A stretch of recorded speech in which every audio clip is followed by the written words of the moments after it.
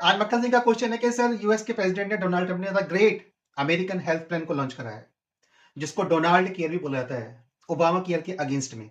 इसका एनालिसिस कैसे करते हैं और क्या भारत का DBT direct benefit transfer US में भी चलने वाला है? मैंने कहा मक्खन सिंह का वो यूएस में भी चलेगा, लेकिन भारत का नहीं चलेगा, यूएस का ही चलेगा। क्योंकि यूएस के प्रेसिडेंट ने जो हेल्थ रिफॉर्म्स को इंट्रोड्यूस करा है, जिसे डोनाल्ड केयर भी बोला जाता है, अगेंस्ट ओबामा केयर, उसमें डायरेक्ट बेनिफिट ट्रांसफर अब यूएस सिटीजन्स के बैंक अकाउंट में ट्रांसफर होगा। जैसे हमारे पैसे ट्रांसफर होता है ना, ठीक उसी प्रकार से किसान निधि सम्मान इसका एक क्लासिक एग्जांपल है। मैंने कहा मक्खन सिंह, इस समय यूएस की पॉलिटिक्स, यूएस की जियो पॉलिटिक्स और प्रेसिडेंट डोनाल्ड ट्रंप की पॉलिटिक्स, ये तीनों की तीनों एक ट्रायंगल में फंसे हुए हैं और इंटरकनेक्टेड हैं। एक त्रिकोण है जो इन तीनों को बांधे हुए है। उस त्रिकोण में पहला आता है प्रेसिडेंट डोनाल्ड ट्रंप की डिसअप्रूवल रेटिंग। उनकी मान्यता अमान्यता में परिवर्तित हो रही है। और जिस प्रकार से नितिन नवीन भले ही बीजेपी के प्रेसिडेंट हैं, लेकिन बीजेपी का फेस प्रधानमंत्री नरेंद्र मोदी हैं, उसी प्रकार से यूएस का प्रेसिडेंट ही वहां की पार्टी का फेस होता है। और president Donald Trump Republican party से आते हैं और यूएस में नवंबर में मिड टर्म इलेक्शन होने वाला है। अब जब प्रेसिडेंट डोनाल्ड ट्रंप की अप्रूवल रेटिंग -16% चल रही है, यानी कि उनका समर्थन में इस समय वहां पे 40% है, लेकिन उनका डिसअप्रूवल, अमान्यता, सीधी भाषा में विरोध 56% लोग कर रहे हैं और 5% स्टैंड बाय मोड पर है, न्यूट्रल है। अगर आधे आधे भी इसमें से बांट लिए तो उनकी डिसअप्रूवल रेटिंग 18.5 हो जाती है। अभी फिलहाल -16 पे चल रहे हैं। तो जो हेड ऑफ द पार्टी है, जो फेस ऑफ द पार्टी है, नरेंद्र मोदी की तरह जिस प्रकार से डोनाल्ड ट्रंप वहां पे फेस ऑफ द पार्टी है, अगर उसकी अप्रूवल रेटिंग -16% चल रही है, तो जो नवंबर में मिड टर्म इलेक्शन होने वाला है कांग्रेस में, उस इलेक्शन का होगा क्या? यानी कि रिपब्लिकन पार्टी लूज करेगी। और जब रिपब्लिकन पार्टी यूज करेगी तो लेजिस्लेचर, कांग्रेस यानी कि वहां की पार्लियामेंट, संसद में बहुमत चला जाएगा। और जब बहुमत चला जाएगा तो आप जानते हैं रिपब्लिकन और डेमोक्रेट्स के बीच में किस प्रकार की टसल है। ये एक फैक्टर है। एक्चुअली में आज जो यूएस फेस कर रहा है ना, ये उसके पिछले 40 सालों की कर्ता धरता है। 75 सालों का उसका पूरा रिकॉर्ड है ये, जब से इंडिया डीकोलोनाइज्ड हुआ। वहीं से तो यूएस सेकंड वर्ल्ड वॉर के बाद वर्ल्ड इमेज पे निकल के आया है। असली यूएस हमको वहीं से देखने को मिलता है, जब एक यूनिपोलर वर्ल्ड के रूप में पूरी वर्ल्ड की पॉलिटिक्स चली और यूएस का वर्चस्व पूरे विश्व पर स्थापित हुआ। आज वो वर्चस्व हिल रहा है। That dominance, political dominance, that geopolitical dominance in the state of rattles हिल रहा है। वो उसको संभालना है उनको। तो जब अपना घर नहीं संभलेगा तो क्षेत्र कैसे संभालेंगे, और जब क्षेत्र नहीं संभाल पाएंगे तो विश्व कैसे संभालेंगे? When you are not able to manage your internal politics, how can you prescribe your dominance over the regional powers? And then you will be irrelevant in geopolitical scenarios. इसका इंग्लिश वर्जन भी मैं लेके आ रहा हूँ। जिनको English में देखना वो इंग्लिश में देख सकते हैं। इसके बाद मैं पहले हिंदी में रिकॉर्डिंग दे रहा हूँ, उसके बाद इंग्लिश में भी इसको लेक्चर को आपके सामने लेके आऊंगा। अब इस ट्रायंगल का जो सेकंड एंगल है वो है यूएस की डेमोग्राफी। और अगर इस इमेज को देखेंगे तो 2060 तक नीचे से पतला है, ऊपर से चौड़ा हो गया है, यानी कि रिवर्स हो रही है।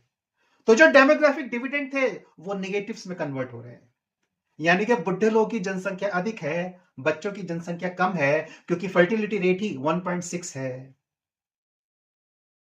यानी कि प्रति महिला पर 1.6 बच्चे हैं। यानी कि जो डेमोग्राफिक डिविडेंस में जो बैलेंस होता है, पॉपुलेशन का जो बैलेंस होता है, that is going to be negative, वो नेगेटिव चल रहा है। अगर ये स्टैटिक्स को हम देखे थे और इसका कंपैरिजन इंडिया से करते हैं तो पिक्चर बिल्कुल क्रिस्टल क्लियर हो जाती है, जिसमें अंडर 18 इंडिया की पॉपुलेशन 31% है, यूएस की पॉपुलेशन कितनी है? 22%। 18 to 35 देखो इंडिया की पॉपुलेशन कितनी जंप कर रही है, 43%, यूएस पे कितनी है? केवल 24%। 35 to 60 इंडिया की पॉपुलेशन 40%, यूएस की 39%, और ये 38% ही है, मैं इसको राउंड फिगर में दे दिया है। और अबव 60 अब इंडिया को देखो केवल 12%, अबव 60 25%, और ये 25% रेशियो लगातार इंक्रीज करेगा 2060 तक। क्यों? क्योंकि फर्टिलिटी रेट ही 1.6 है ना।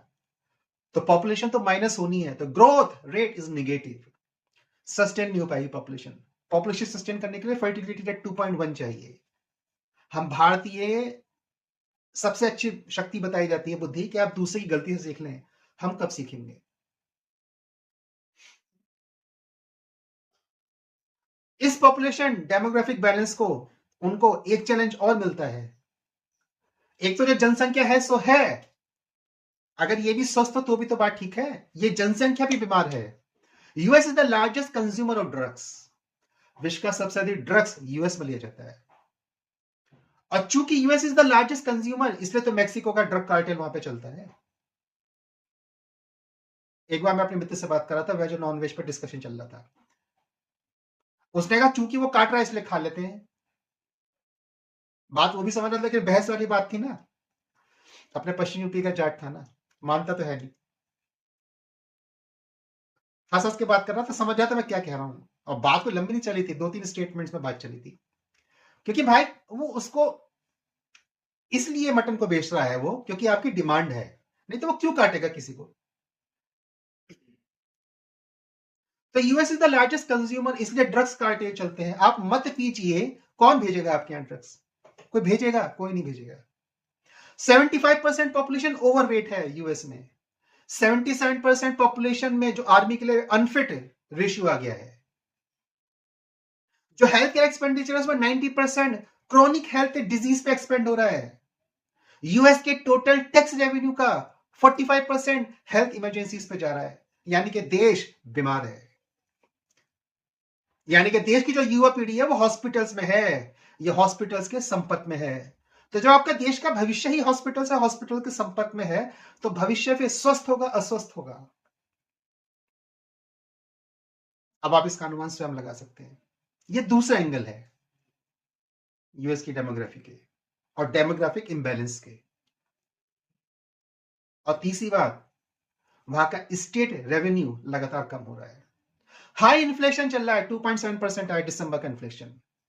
वहां के फेड का टारगेट 4% है। इंडिया के रिजर्व बैंक का टारगेट, वहां के फेड का टारगेट 3% है, इंडिया के रिजर्व बैंक का टारगेट 4% है। तो 3% का मैक्सिमम टारगेट था, 2.7% आ गया, यानी कि इन्फ्लेशन अपर केस पर चल रही है। तो जब आपका हेल्थ एक्सपेंडिचर ही 45% टैक्स पे जा रहा है, ऊपर से इन्फ्लेशन हाई हो गई, तो यानी कि अगली बार हेल्थ एक्सपेंडिचर 3% एक्सपेंसेस हो जाएगा ना।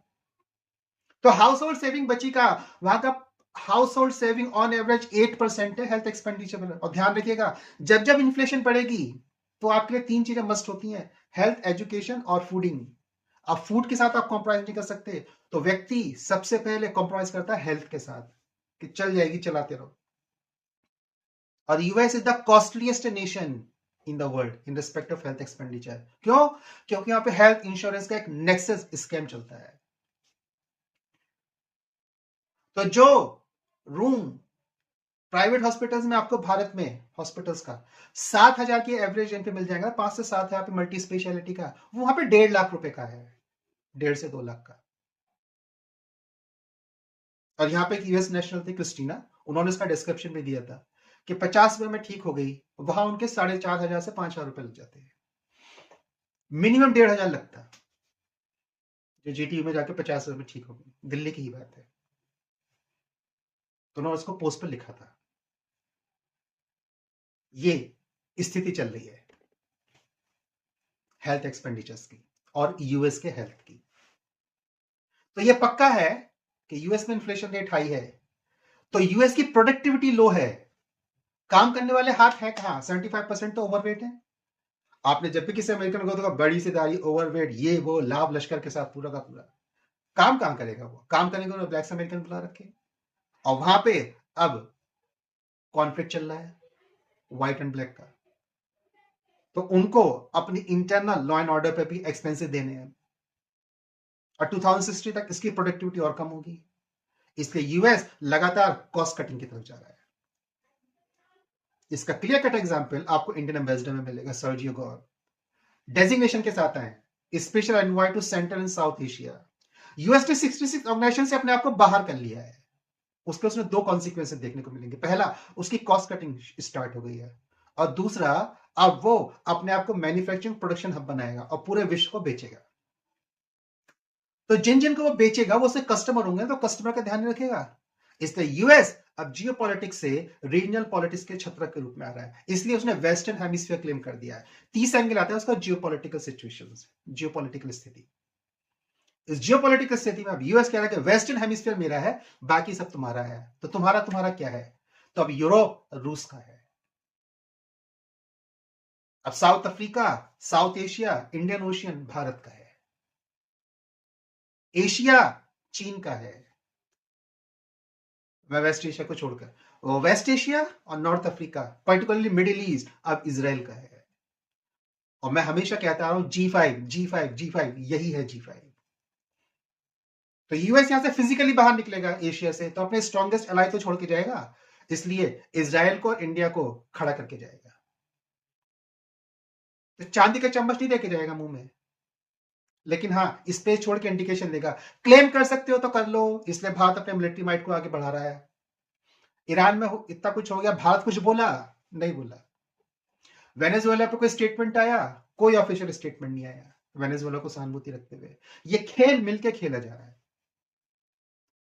क्योंकि यूएस की डेमोग्राफी का स्टैटिस्टिक्स सबको पता है। तभी तो रशिया कह रहा है भैया जनसंख्या बढ़ाओ, कितने पैसे लेने हैं पैसे लो, जनसंख्या बढ़ाओ, इंक्रीज द पॉपुलेशन रेशियो। लेकिन जब सुविधा की आदत पड़ जाती है ना, तो व्यक्ति सब कुछ त्याग देता है, भविष्य की सोच समाप्त हो जाती है ना। क्योंकि जब पेट भरा होता है तो बुद्धि कम काम करती है, इसलिए कम खाइए। कम खाएंगे तो बुद्धि अच्छा काम करेगी, अधिक खाएंगे तो पेट अधिक काम करेगा, पूरा शरीर अधिक काम करेगा, बुद्धि डाउन हो जाएगी। ऊपर से गैस बन गई तो वो उसमें और पॉइजनस गैसेस पर छोड़ देगी।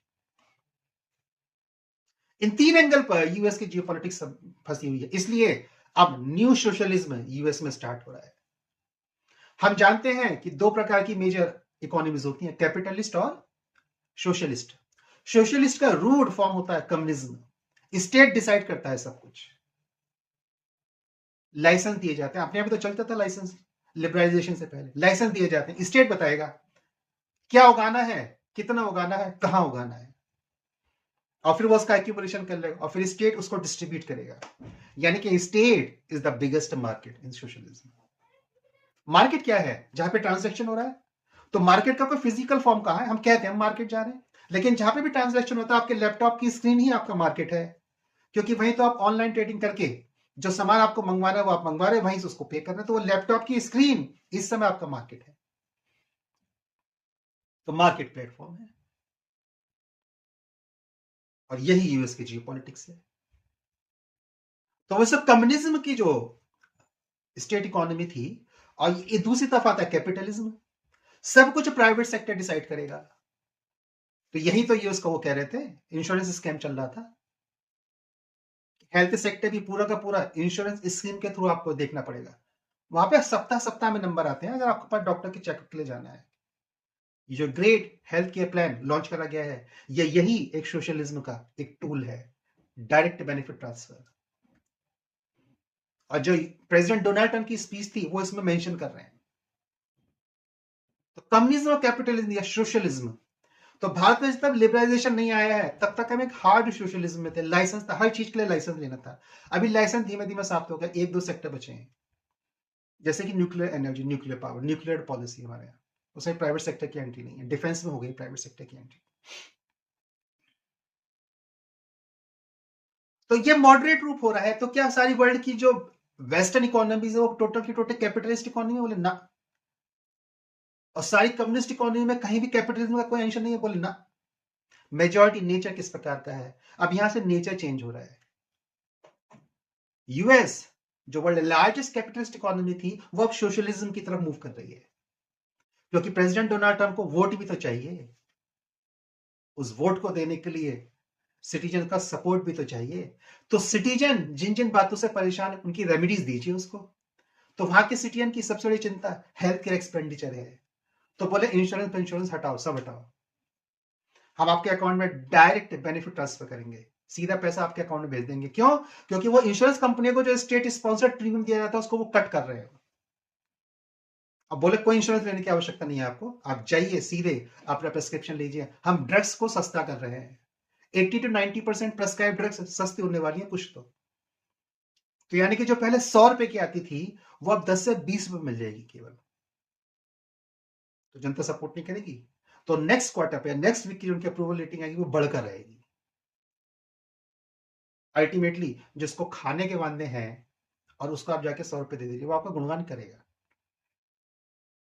पैसा बहुत कुछ करवाता है, परिस्थितियां बहुत कुछ करवा देती हैं। यूएस में क्रेडिट कार्ड का इंटरेस्ट 10% लिमिट हो गया है, कैप लग गई है उस पर। आप 10% से ऊपर क्रेडिट कार्ड पर इंटरेस्ट चार्ज नहीं कर सकते हैं। ये सारे के सारे socialist populist measure Donald Trump के द्वारा लिए जा रहे हैं। और अभी उन्होंने एक बिल साइन कराया है, full cow fortified milk for childrens. Nutrition values पर ध्यान दिया रहा, कह रहा बैक टू बेसिक, बेसिक पे वापस आ जाओ। कोका कोला बर्गर खा खा के जो थुल हो गए हो, ये प्रोडक्टिविटी हम कैसे जनरेट करेंगे जब हमारा फर्टिलिटी रेट ही माइनस पे चल रहा है, पॉपुलेशन बैलेंस की जगह इम्बैलेंस हो रही है। यूएस अपने इंटरनल पॉलिटिक्स और हेल्थ स्टेटिक्स में घिरा हुआ है, ये बात पूरे विश्व को पता है। इसलिए यूएस अपने आप को वेस्टर्न हेमिस्फीयर पर सिकोड़ेगा। इसलिए ये great health care plan US में इंट्रोड्यूस करा गया है, जिसको बना गया डोनाल्ड केयर। और जब वो इसको लॉन्च कर रहे थे ना, तो जिनकी भाषा थी आप उसको सुनिए। वो क्लियर कट डिवीजन क्रिएट कर रहे हैं कैपिटलिज्म और सोशलिज्म में। उन्होंने इसको बोला है स्कैम, और बोला these insurance company will lose and we American people will win.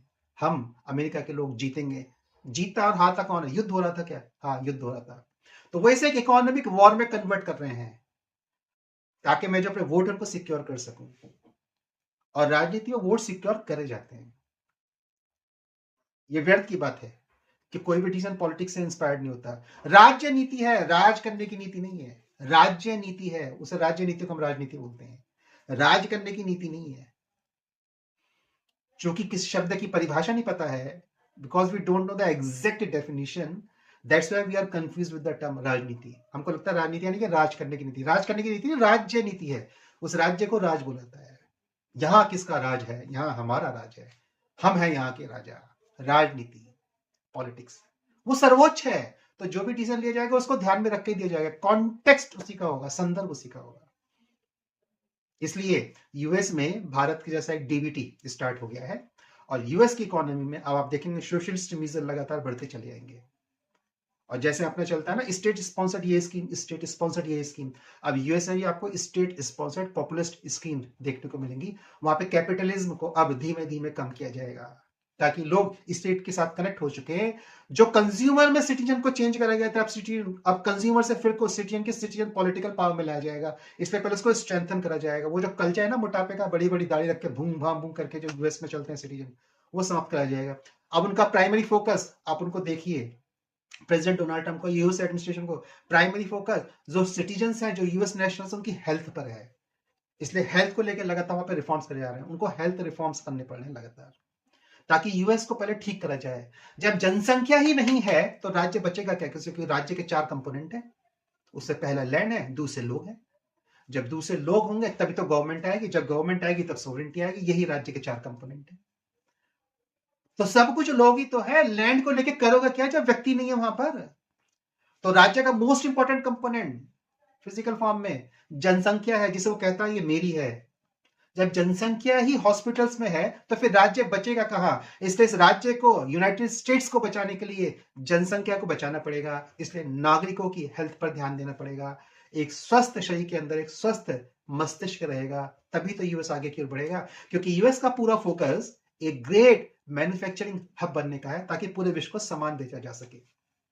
अब उसकी कंपनियां पूरे विश्व में आके मैन्युफैक्चरिंग नहीं करेंगी, कंपनियां बैक टू बेसिक यूएस की तरफ आएंगे, यूएस में रहकर सब सामान बनाएंगे। इसलिए यूएस पेरिस एग्रीमेंट से बाहर हो गया है, क्योंकि जब मैन्युफैक्चरिंग करेंगे तो हाई एनर्जी कंजम्पशन करेंगे। तो काहे को क्लाइमेट चेंज के नॉर्म्स लगवाने अपने? बोले हम कहीं नहीं, बाहर आ रहे हैं। ये है ट्राइंगल, जहां पे डोनाल्ड ट्रंप की इंटरनल पॉलिटिक्स, उनकी अप्रूवल रेटिंग, दूसरा यूएस के डेमोग्राफिक स्टैटिस्टिक्स, और तीसरा जियोपॉलिटिकल सिनेरियो। इन तीनों एंगल के साथ अब वहां पर health reforms, the great American health care जिसको बोला गया है, वो इंट्रोड्यूस करा गया है। आने वाले टाइम में ऑल रिफॉर्म्स यहाँ पे इंट्रोड्यूस करेंगे। अब आप देखते रहिए, और यूएस अपने आप को वेस्टर्न हेमिस्फीयर तक सिकोड़ेगा। और G5 अब धीमे धीमे एग्जिस्टेंस में आ रहा है, और आज गोल्ड और सिल्वर ने हाई मार दिया है। मार्केट लगातार आपको इंडिकेशन दे रहा है कुछ बड़ा होने वाला है, इसलिए शेयर मार्केट अभी साइडवेज मोड में रहेगा जब तक कि इंडियन बजट नहीं आ रहा है। और हम जल्दी यहाँ पे शेयर मार्केट की series candle stick studies pattern के साथ स्टार्ट कर रहे हैं, तो चैनल के साथ बने रहिए, जुड़े रहिए, वीडियोस को लाइक करिए, चैनल को सब्सक्राइब करिए, इसको अधिक से अधिक शेयर करिए और ध्यान रहे अपनी टिप्पणी जरूर करिएगा, अच्छी या बुरी। धन्यवाद।